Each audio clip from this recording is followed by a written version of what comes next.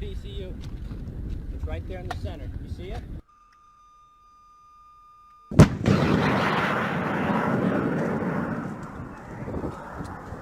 Yes, sir. Last one. Yeah, it was perfect. Yeah.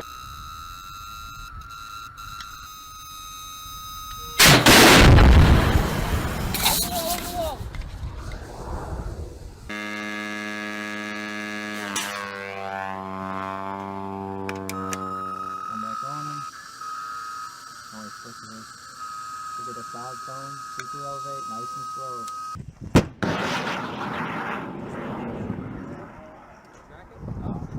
Oh! Looks like it lost it for a minute. We'll take it. You're gonna step up onto the firing line in the dead pits up there, or sorry, in the pits as I was. And you're gonna have your missile. You'll have your 8 gunner stand directly behind you. He's going to assist with targeting and acquiring that aircraft as you're firing. So you're gonna step up to the line. You're gonna have your, right now we have a NICAD, which is a trainer battery. But when you're up there, you're gonna have a BCU, battery coolant unit, that's gonna provide power for the missile while it's still spinning up in here. It's also going to provide that argon gas that cools the missile. So you're gonna step up, you're going to insert your BCU or NICAD. You're going to look over the sights.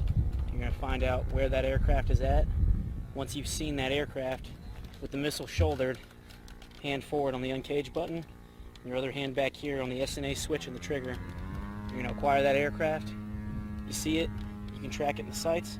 So now you're going to lift up and you're going to activate by pressing down and in on this SNA switch, safety and actuator switch.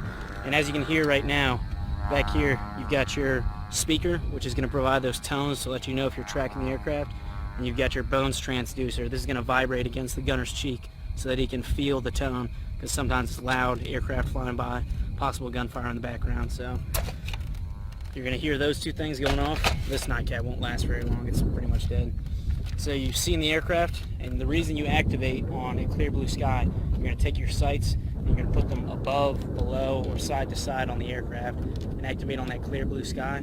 The reason for doing that is you want this weapon tracks with negative UV and IR light, so you want to give it a clear picture to set the tracker on, so that way when you look at the plane, it's tracking that negative UV light, or the light that the plane is blocking out.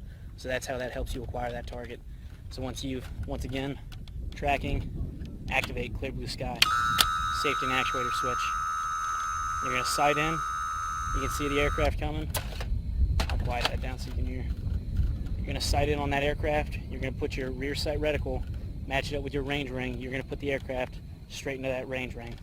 So you're tracking the aircraft and you're going to hear the tones going. You'll be able to tell the difference between the tone of a tracked aircraft and if it's untracked.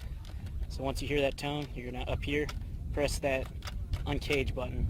So what this uncage switch does is allows this seeker head right here in the front.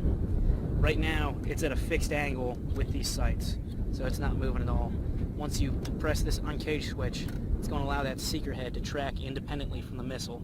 So this little gyro up here, this seeker eye is going to be moving around looking at that aircraft. And the reason for that is you need to super elevate this missile upwards. You need to super elevate this missile upwards so that when it fires out, that launch motor is going to push it out of the tube, and then the launch motor will detach and the flight motor will kick in. So there's about 9 yards where this missile will just be free floating in the air between the detachment of the launch motor and the initiation of the flight motor. So that space that it's going to fall right there, that's the reasoning for super elevating the missile.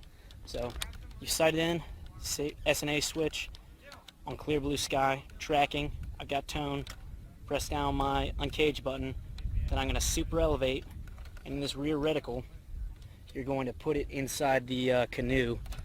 There's a small square and then 2 small grooves that you call the canoes.